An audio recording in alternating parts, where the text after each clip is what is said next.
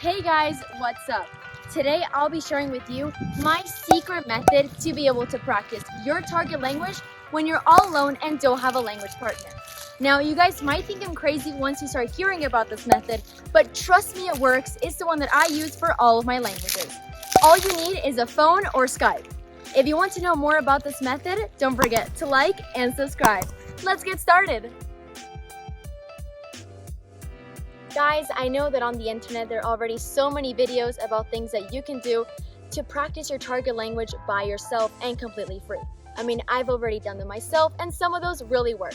But this method I feel is very different because you're going to be able to, number one, practice your comprehension because you're going to have to be able to understand what these people are talking to you.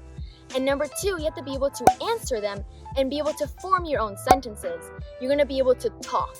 You're also going to learn about the unique things about the different parts of the country. Because in most countries, in the north, in the south, or in a big city, or in the farm, they speak very differently, they have different accents. They also have different slang, they contract words in a different way.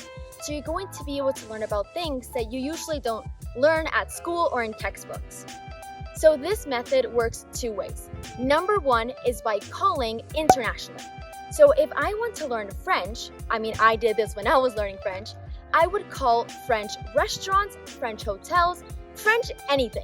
So I would search up online and figure out what did I want to kind of talk about that day. So if I was practicing by myself, maybe hotel words or vocabulary relating to food, then maybe I would call a restaurant, try and make a reservation, ask what was on the menu, what was the thing of the day that day, and ask maybe if I could go later, just ask questions and talk.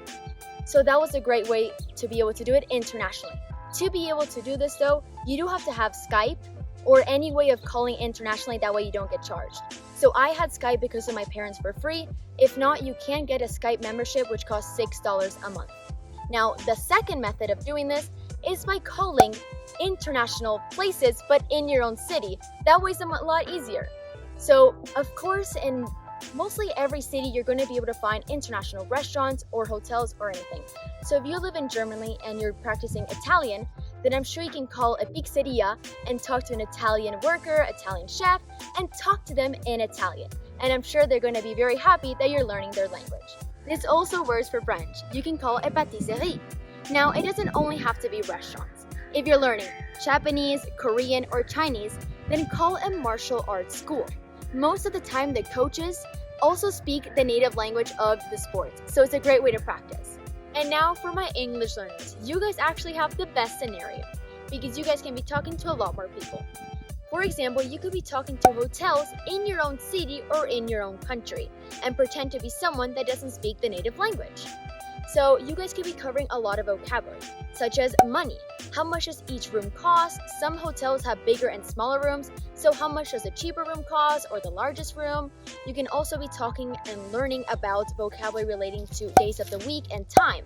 So you have to talk about your reservation, what time is check-in, what time is check-out, and you're also going to be talking about everyday vocabulary because you could be asking them, is breakfast included? What kind of breakfast? Is parking included? Is the hotel in the middle of the city? Is there a museum nearby? Is there a park nearby? And the hotel employee isn't going to know that you actually live 2 blocks away. You could also be calling airlines because again, just like hotels, the employees must speak English. And you could also be talking about days of the week, hours, money, and just like the hotels.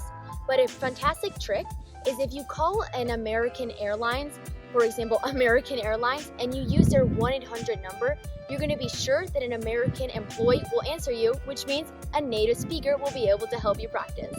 Well guys, that's my secret method. Please try it out and let me know how it went for you in the comment section down below.